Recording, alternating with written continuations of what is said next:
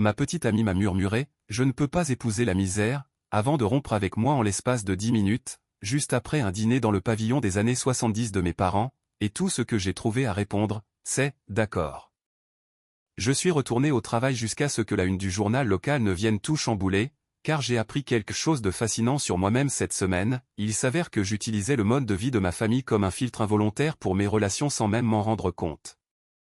Du moins jusqu'à ce que quelqu'un échoue lamentablement au test. La conversation qui a tout terminé a duré peut-être 10 minutes, mais il m'a fallu 3 jours pour digérer ce qui s'était réellement passé, non pas la rupture en soi qui était sans doute inévitable, mais les préjugés qui l'ont provoqué et ce qu'ils ont révélé sur une personne que je fréquentais depuis 8 mois. Je m'appelle Adrien, je suis enseignant-chercheur en biologie marine à l'université ici, dans notre petite ville côtière de Bretagne. Ce n'est pas un métier glamour, mais j'adore ça, entre les recherches, les cours, et le temps passé sur l'estran ou sur les navires océanographiques. C'est une vie qui semble modeste de l'extérieur, ce qui est apparemment là que se situait le problème. Amandine était ma petite amie depuis le printemps dernier, elle travaille comme déléguée médicale pour un grand laboratoire, conduit une BMW en leasing, vit dans l'un de ses nouveaux appartements de standing en centre-ville avec des baies vitrées allant du sol au plafond. Elle est intelligente, ambitieuse et toujours vêtue comme si elle sortait d'un magazine de mode. Nous nous sommes rencontrés lors d'un cocktail après une conférence et j'ai été honnêtement surpris qu'une femme comme elle s'intéresse à un professeur qui arrive au rendez-vous galant avec encore un peu de sable dans les cheveux. Le week-end dernier était la première fois que je l'emmenais chez mes parents, non pas que je cachais quoi que ce soit, mais ils vivent à 1 heure de route sur la côte dans la maison où j'ai grandi et nos emplois du temps ne coïncidaient pas jusqu'à présent.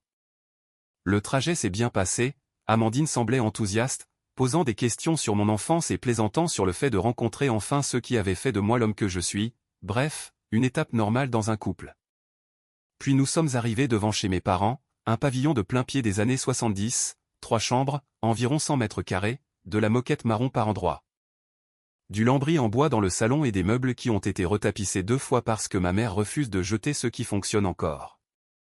La vieille camionnette de mon père dans l'allée est plus âgée que moi, mais il l'entretient comme une pièce de collection parce que c'est son tempérament, si quelque chose marche, on en prend soin. J'ai observé le visage d'Amandine alors que nous marchions vers la porte d'entrée et j'ai senti un changement, elle est devenue silencieuse, observant tout autour d'elle comme si elle faisait un inventaire.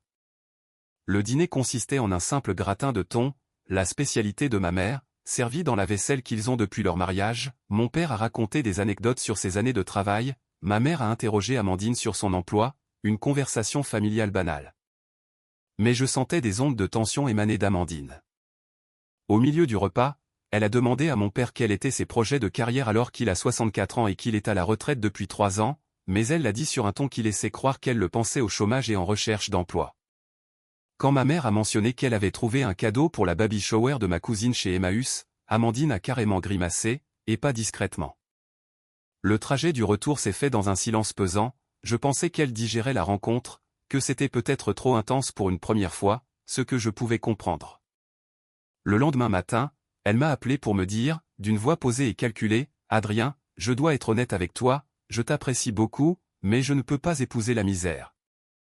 J'ai besoin de sécurité financière pour mon avenir et je ne pense pas que ta situation familiale soit compatible avec la vie que je veux construire. » Épouser la misère, voilà comment elle percevait la vie de mes parents. « Je comprends, j'espère que tu trouveras ce que tu cherches, » lui ai-je répondu, et elle a semblé surprise que je ne cherche pas à argumenter ou à la convaincre du contraire.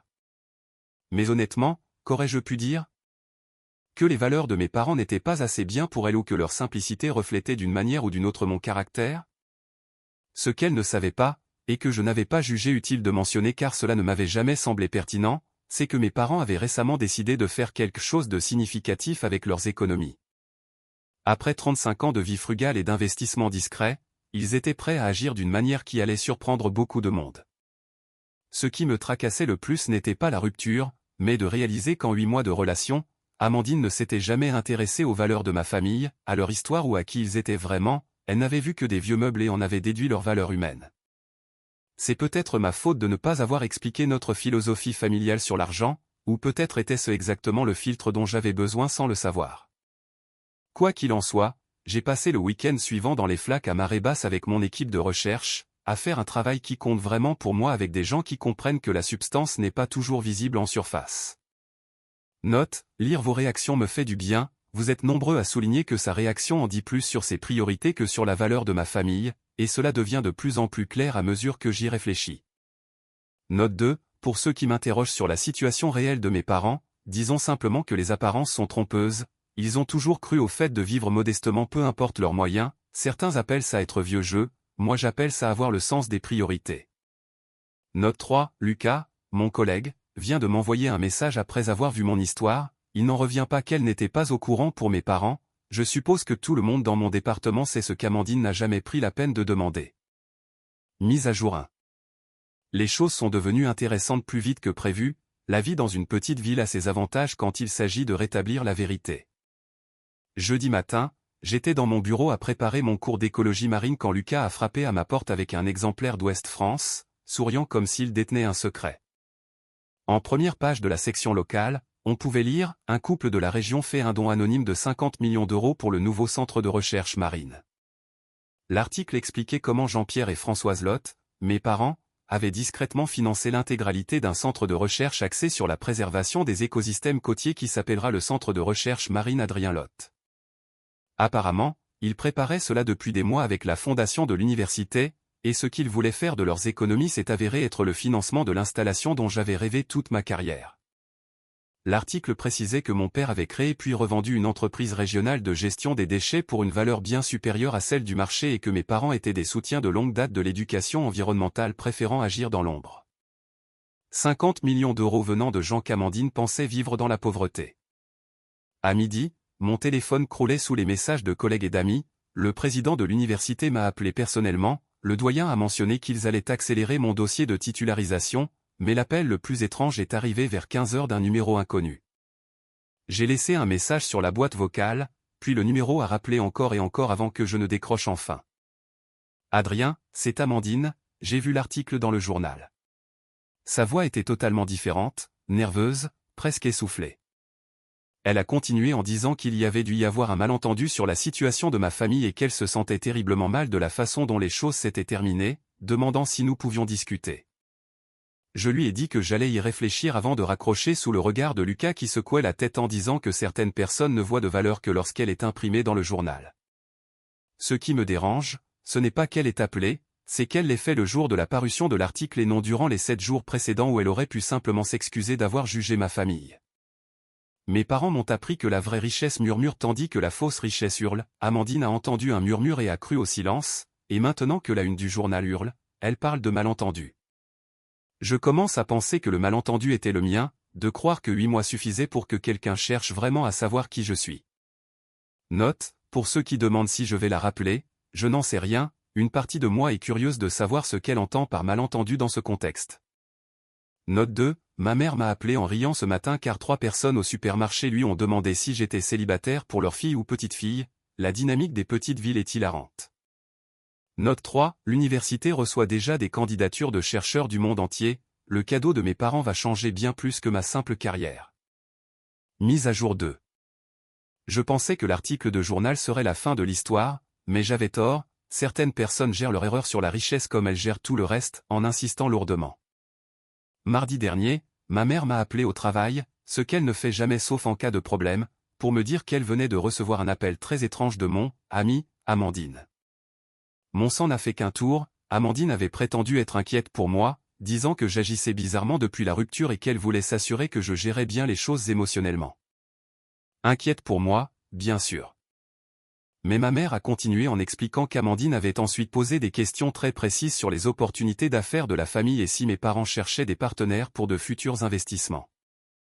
Amandine a demandé s'il y aurait d'autres dons, si j'étais impliqué dans les décisions financières et si elle pouvait les rencontrer pour des arrangements mutuellement bénéfiques, appelant ma mère, Madame Lotte, comme s'il s'agissait d'une réunion d'affaires.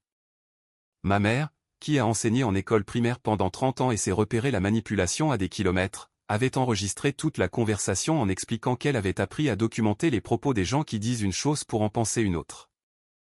Mercredi matin, alors que je préparais le matériel pour une plongée de recherche, j'ai vu la BMW d'Amandine entrer sur le parking de l'université, elle avait fait 1 heure de route pour venir me trouver.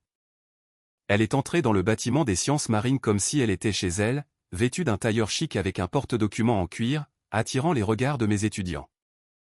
Adrien, je suis ravi de te voir, il faut vraiment qu'on parle, m'a-t-elle dit dans la salle de matériel alors que Lucas était juste à côté, assez près pour tout entendre.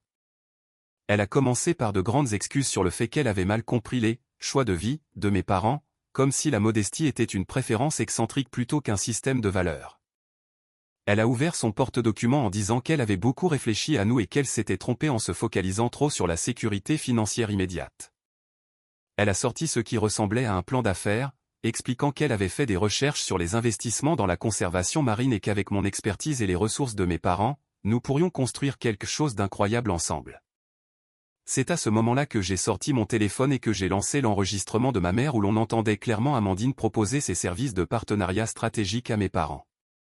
Le visage d'Amandine s'est décomposé en entendant sa propre voix résonner dans la pièce alors que je lui faisais remarquer qu'elle avait appelé ma mère en prétendant s'inquiéter pour moi pour finalement lui proposer du business. Elle a bafouillé qu'elle était quand même inquiète mais que nous étions des gens pragmatiques et que l'alliance de leurs ressources, de son expérience commerciale et de mes opportunités de recherche faisait sens. Ce qui fait sens, ai-je répondu, c'est que tu as rompu parce que tu nous croyais pauvres et que tu veux revenir parce que tu as découvert le contraire. Elle a tenté de sauver les meubles en parlant de compatibilité financière et d'amour mêlé au succès, mais je lui ai demandé de partir. Elle m'a lancé de ne pas laisser mon orgueil gâcher ce que nous pourrions avoir, ce à quoi j'ai répliqué qu'il ne s'agissait pas d'orgueil, mais de comprendre la différence entre quelqu'un qui vous aime et quelqu'un qui aime ce que vous pouvez lui apporter. Après son départ, Lucas m'a regardé et m'a dit que c'était la chose la plus mercenaire qu'il ait jamais vue en dehors d'un documentaire animalier. Mes parents m'ont appelé le soir même, déjà au courant de la visite via le réseau de commérage de la ville, et mon père m'a dit qu'il était fier de moi, car certaines personnes voient des opportunités là où elles devraient voir des relations humaines. Le plus étrange, c'est que je ne suis même pas en colère, je vois juste clairement la différence entre vouloir être avec quelqu'un et vouloir ce qui vient avec lui. Note, pour ceux qui demandent si j'ai peur qu'elle contacte à nouveau mes parents, ma mère a simplement dit qu'elle essaie seulement. Ses 30 ans de carrière face à des parents d'élèves manipulateurs lui ont appris à stopper net ce genre de comportement. Note 2, le plan d'affaires qu'elle m'a montré était en fait assez détaillé, elle a vraiment passé du temps à faire des recherches, je pourrais presque respecter l'effort si ce n'était pas uniquement destiné à son propre profit. Mise à jour finale. Je ne pensais pas donner d'autres nouvelles, mais ma vie a tellement changé que cela vaut la peine de partager la conclusion, surtout pour ceux qui se demandent si s'éloigner des gens superficiels mène à quelque chose de positif.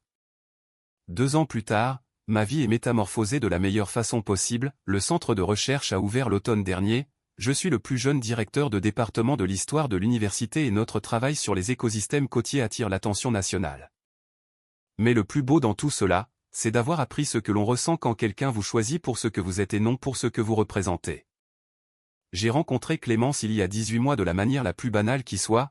Elle était la conseillère bancaire qui aidait à coordonner les documents pour le don de mes parents et après des mois d'interaction professionnelle, elle m'a finalement proposé de prendre un café. Précisant que ce n'était pas pour le travail. Notre première discussion a duré 4 heures, nous avons parlé de tout, de biologie, de politique locale, de valeurs familiales et de la pression bizarre de voir sa vie changer à cause de circonstances extérieures. Elle a grandi dans une situation similaire où sa famille avait plus de moyens que leur mode de vie ne le laissait paraître. Et elle comprenait à la fois la chance et le poids de ce genre de privilèges. Ce qui m'a le plus frappé, c'est la façon dont elle parlait de mon travail, non pas comme un moyen d'accéder à l'argent de ma famille, mais comme une passion sincère qui aidait à rendre le monde meilleur. Le mois dernier, je l'ai demandé en mariage, sans chichi, juste nous deux sur la plage près de chez mes parents devant les flaques que j'étudie depuis l'enfance. Sa réponse a été parfaite, oui, mais est-ce qu'on peut faire la réception chez tes parents ? Le gratin de thon de ta mère est légendaire. Nous prévoyons une petite cérémonie cet automne et Clémence insiste pour que ma mère cuisine, elle veut cette célébration modeste qui reflète nos valeurs plutôt qu'une démonstration pour des gens qui jugent la valeur d'un couple au prix de la salle de réception. Le contraste avec Amandine est saisissant, Clémence a rencontré mes parents de la même façon, autour d'un dîner dans le pavillon avec les mêmes meubles et la même chaleur. Mais elle a réagi en demandant la recette du gratin et en racontant à mon père des histoires sur l'éthique de travail de son propre grand-père. Elle a vu ce qu'Amandine ne pouvait pas voir, que les gens qui ont gagné de l'argent et choisissent de vivre simplement ont compris l'essentiel. Quant à Amandine, Lucas m'a dit qu'elle avait essayé de contacter 2 autres professeurs du département après l'inauguration du centre, mais le mot a circulé sur ses méthodes et elle a fini par déménager dans une autre ville l'année dernière, j'espère qu'elle trouvera ce qu'elle cherche. Mais je suis soulagé que ce ne soit pas avec moi. Le plus drôle, c'est que le don de mes parents a attiré exactement l'attention qu'ils voulaient éviter, mais cela a permis à d'autres familles partageant les mêmes valeurs de nous contacter pour soutenir la conservation marine. Nous bâtissons quelque chose de plus grand que ce que mes parents imaginaient, porté par des gens qui comprennent que le véritable impact se fait discrètement et avec constance. C'est la grande leçon de cette expérience, la bonne personne ne veut pas seulement faire partie de votre réussite, elle veut vous aider à l'écrire, elle voit les valeurs de votre famille comme une force et non comme un obstacle. Amandine a jugé mes parents sur leurs meubles et a tout raté, Clémence les voit comme les personnes qu'elle espère devenir. Parfois, les meilleures relations commencent après avoir appris ce qui ne fonctionne pas, et même si nous cherchons une maison près du centre, nous resterons peut-être simplement dans mon petit appartement au-dessus de la mer car les meilleures choses de la vie n'ont pas besoin d'être luxueuses. Note, pour ceux qui demandent pour le mariage, nous faisons tout nous-mêmes, mes beaux-parents s'occupent de la nourriture, mes parents des fleurs du jardin et la cérémonie aura lieu sur la plage, le tout coûtera moins cher qu'un simple dîner de répétition classique et c'est parfait comme ça.